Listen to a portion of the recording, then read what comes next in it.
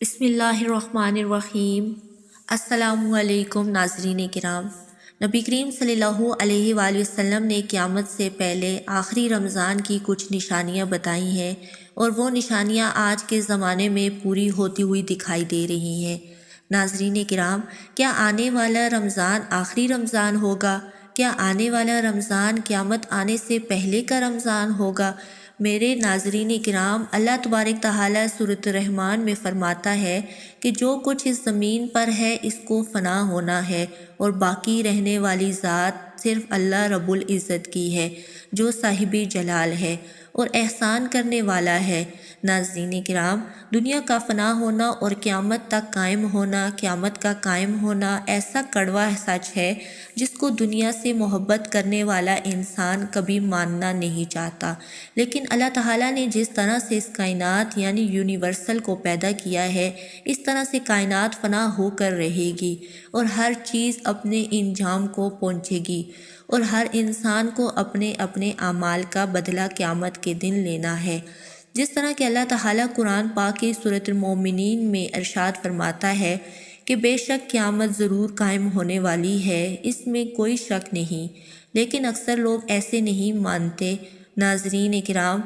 نبی کریم صلی اللہ علیہ وآلہ وسلم نے قیامت کی بہت ساری نشانیوں کے بارے میں بتایا ہے، لیکن آج کی اس ویڈیو میں جس نشانی کے بارے میں ہم بات کرنے والے ہیں، اس نشانی کے بارے میں جاننا ہر مسلمان کے لیے ضروری ہے، اور اس نشانی نے تو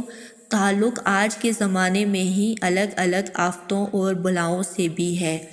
آج کی اس ویڈیو میں ہم بات کریں گے قیامت سے پہلے آنے والے آخری رمضان کے بارے میں، کہ قیامت سے پہلے آنے والا آخری رمضان کیسا ہوگا، اس رمضان کے اندر کون کون سے واقعات ظاہر ہوں گے، اور قیامت سے پہلے آنے والے اس آخری رمضان کے اندر لوگ اندھے بہرے کیوں ہو جائیں گے، اور اس رمضان کی نشانیاں کیا ہوں گی، اور اس آخری رمضان کے سال میں زلزلے زیادہ کیوں آئیں گے، اور کیا آج کے زمانے میں آنے والے زلزلے کہیں قیامت کی نشانیاں تو نہیں؟ تو ناظرین کرام، اس آخری رمضان میں حضرت محمد صلی اللہ علیہ وآلہ وسلم نے ایک سال کا کھانا جمع کرنے کا کیوں کہا،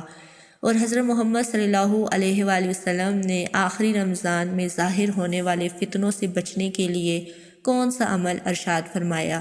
ان سارے سوالوں کا جواب قرآن و حدیث کی روشنی میں آج کی اس ویڈیو میں ہم آپ کو بتائیں گے۔ اس لیے آپ سے ریکویسٹ ہے کہ ویڈیو کو آخر تک ضرور دیکھیے گا، تاکہ آپ کی جانکاری اور بڑھ جائے، اور قیامت کے نزدیک ظاہر ہونے والے ان تمام فتنوں سے آپ کو بچا لیا جا سکے،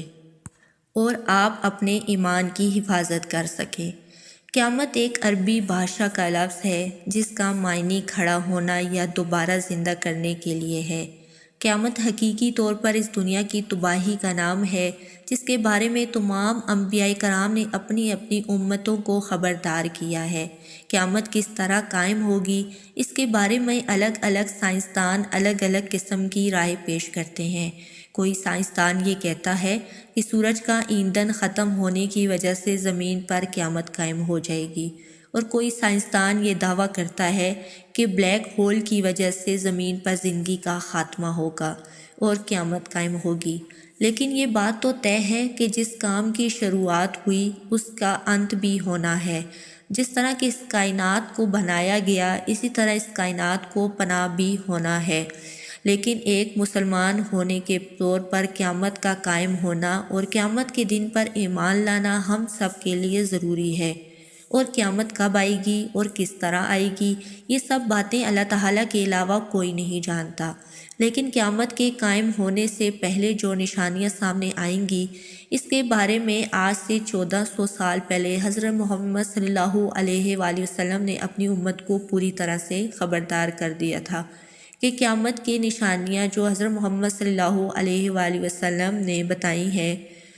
حضرت محمد صلی اللہ علیہ وآلہ وسلم نے اپنی امت کو بتایا کہ وہ اپنے زمانے کے حساب سے 3 درجے رکھتی ہیں۔ ان میں سے پہلا درجہ علامت بعیدہ کا ہے، جو ان نشانیوں کو کہتے ہیں جو قیامت سے پہلے پہلے ظاہر ہو جائیں گی۔ دوسرا درجہ علامت متوسطہ ہے، جیسا علامت صغریٰ کہا جاتا ہے۔ تیسرا درجہ علامت قریب یعنی علامت کبریٰ کہلاتا ہے۔ یہ وہ نشانیاں ہوں گی جو قیامت کے بالکل قریب ہوں گی، جس سے یہ بات بالکل صاف طور پر ظاہر ہو جائے گی کہ اب قیامت بالکل قریب آ چکی ہے۔ قیامت سے پہلے آنے والا آخری رمضان بھی انہی نشانیوں میں سے ایک نشانی ہے۔ حضرت انس رضی اللہ تعالی عنہ بیان فرماتے ہیں کہ نبی کریم صلی اللہ علیہ وآلہ وسلم نے ارشاد فرمایا کہ قیامت قائم نہ ہوگی جب تک زمانے آپس میں قریب نہ ہو جائیں گے۔ سال مہینوں کے برابر ہو جائیں گے، مہینے ہفتے کے برابر اور ہفتے دنوں کے برابر اور دن گھنٹوں کے برابر ہو جائیں گے، اور ایک گھنٹہ ایک چنگاری کی طرح ہو جائے گا جو چمک کر فوراً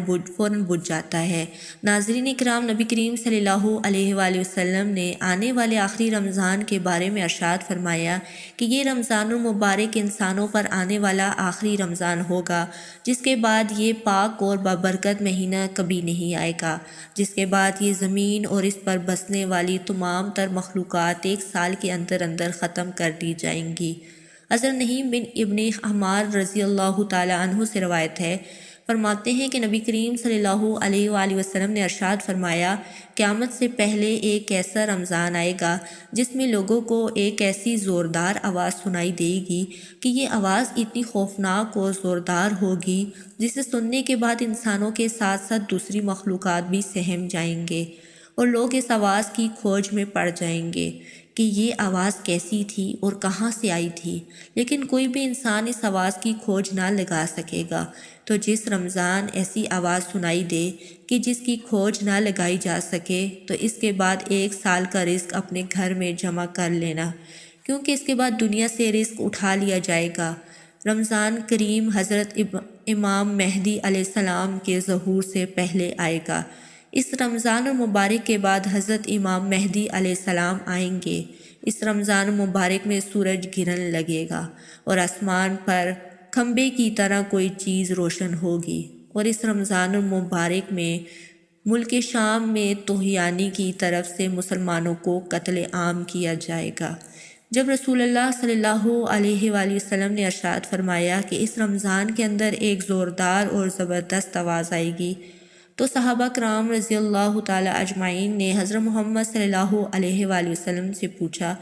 کہ یا رسول اللہ صلی اللہ علیہ وآلہ وسلم، یہ آواز رمضان کے شروعاتی حصے میں آئے گی یا بیچ والے حصے میں یا آخری حصے میں آئے گی؟ تو نبی کریم صلی اللہ علیہ وآلہ وسلم نے ارشاد فرمایا کہ یہ آواز آدھے رمضان میں ظاہر ہوگی۔